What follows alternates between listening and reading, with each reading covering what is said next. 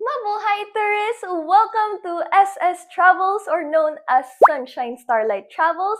My name is Leah and I will be your tour guide for today. Before starting, let me explain to you first the mechanics of our tour. We will be using 3 different colored flags today, to which someone will either raise a green, blue, or red flag, which will be accompanied with a whistle. The green symbolizes the start of our tour. The blue will mean it's time for our next destination. And the red means it is the end of our tour.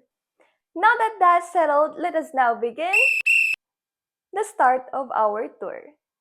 For our first attraction, we are here at Tuguegarao, the capital of the Cagayan province, visiting the St. Peter Metropolitan Cathedral, or as we locals call it, the Cathedral. The cathedral was constructed between 1761 to 1767 and is dedicated to St. Peter the Apostle, which actually showcases just how religious the Filipinos are. This Roman Catholic church is actually known as one of the largest and most historically significant churches here in northern Luzon. Hear that? It seems like it's time for our next destination. If you look behind me, we are actually passing through another attraction here in Cagayan, the Bunton Bridge, on the way to our next destination. Let me talk to you about Bunton Bridge as we wait for our arrival to our next destination. The bridge connects from Tuguegarao City to Solana in the northern Philippines.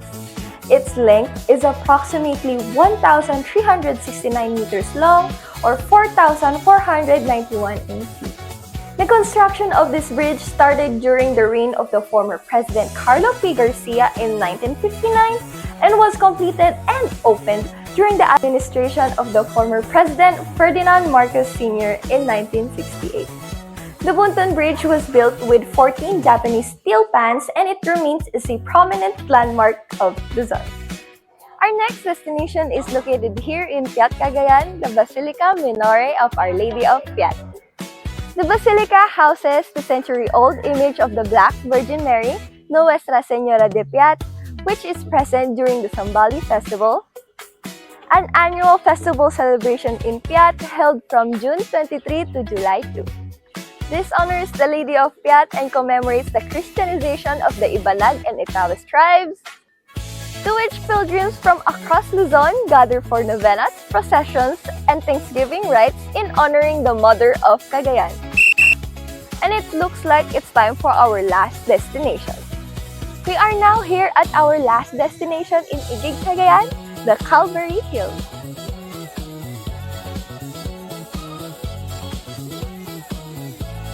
Calvary Hills was developed in the early 1980s and is actually known as one of the most meaningful and religious attractions here in Cagayan because it is a hilltop pilgrimage site with life-size statues showcasing the Stations of the Cross. This attraction beckons both the religious and tourists for prayer, reflection, and panoramic views. The attraction's religious and cultural roots makes it a focal point for Holy Week visits here in Cagayan. And would you look at that? It seems like we have reached the end of our tour. Hello tourists! I hope you had fully enjoyed our tour, but before we part ways, here are some honorable mentions of some attractions here in Cagayan. The Calo Cave, a limestone cave system in Peña Blanca, Cagayan. Palawi Island, a protected landscape and seascape located off the northern-eastern tip of Luzon within Santa Ana, Cagayan. Ani Beach, a white sand coastal destination located in Barangay San Vicente, Santa Ana, often dubbed as the Boracay of the North.